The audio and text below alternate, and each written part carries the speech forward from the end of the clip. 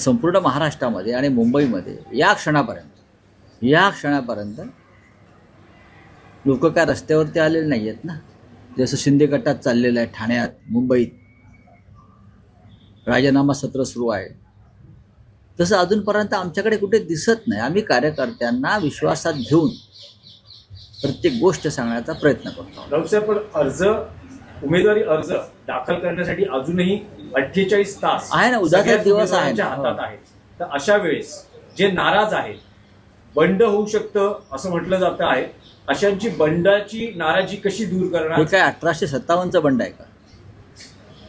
नाही, बंड कशाला म्हणतात? हे 1857चं बंड आहे का? देशासाठी, क्रांतीसाठी नाही ना. हा प्रत्येकाचा व्यक्तिगत निर्णय असतो. ज्या पक्षानं आपल्याला 40 वर्ष बरंच काही दिलं आहे, एखाद्या वेळेस तो पक्ष एखाद्या क्षणी नाही देऊ शकत. अशा वेळेला कुणाला मी बंड करतो असं वाटत असेल त्याला बंड म्हणत नाही. आता शिंदे गट पण म्हणतो ना आम्ही बंड केलं. कसलं बंड केलं? घंटा कसलं बंड केलं? जाऊन बुटच चाटतायत ना भाजपवाल्यांचे. कसलं बंड कसलं? बंडाची व्याख्या समजून घेतली पाहिजे. वैचारिक बंड असतं, देशासाठी बंड असतं, क्रांतीचं बंड असतं. तर एखाद कोणीतरी वेगळा निर्णय घेतो, त्याला बंड म्हणणं हे चुकीचं आहे. आता आम्ही जे काय बंड केले त्यामुळं तुम्हाला जी आमची घंटा वाजवायच्या वेळ आलेली त्याकडे तुम्ही लक्ष द्या.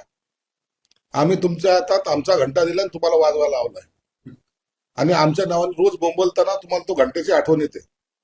शिंदे साहेबाचा घंटा टंग असं म्हणून तुम्ही आमच्या घंट्याची चिंता आता तुम्हाला जास्त पडलेली.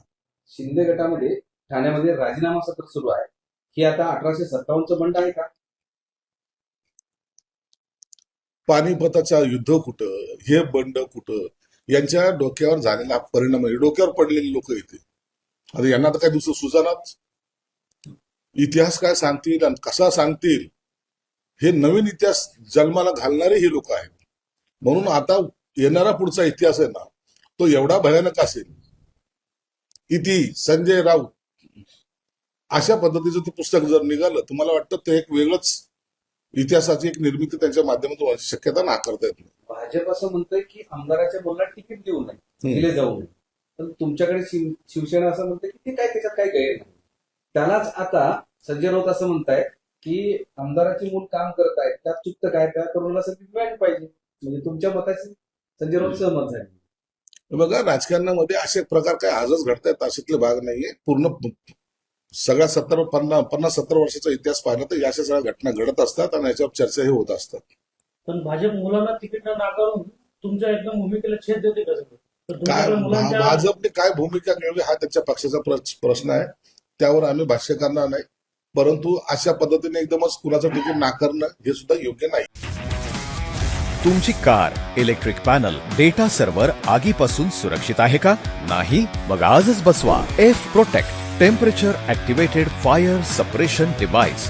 यामध्ये आहे eco friendly non toxic pressurised liquid, जे आग लागल्यास क्षणार्धात ऍक्टिव्हेट होऊन आगीवरती मिळवते नियंत्रण. बसवण्यास अतिशय सोपे आणि सुटसुटीत टेकालिपचे एक दर्जेदार उत्पादन एफ प्रोटेक्ट.